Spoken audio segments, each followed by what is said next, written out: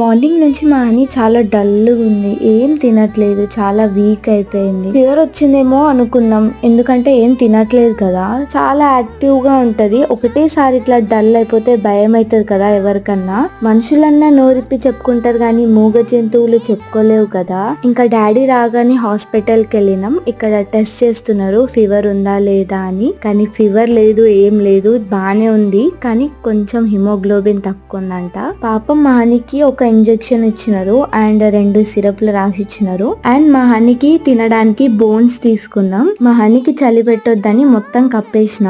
Bike మీద వచ్చినాం ఎందుకంటే దగ్గరే కాబట్టి. మా హనీ అయితే చిన్న పిల్లలా చేస్తది. చూడండి, సిరప్ అంటే వెళ్లి బెడ్ కింద దాసుకుంటది. ఇక మా డాడీకి స్టార్ట్ అయిపోయింది. ఆమెకి తాపియాలంటే చాలా కష్టపడాలి. ఇంట్లో మా డాడీ మమ్మీ మాట తప్ప ఎవ్వరి మాట వినదు. ఇంట్లో హనీ ఒక చిన్న పిల్లలాగా ఇక సిరప్ తాగేసి కొంచెం అన్నం తినేసి బజ్జింది.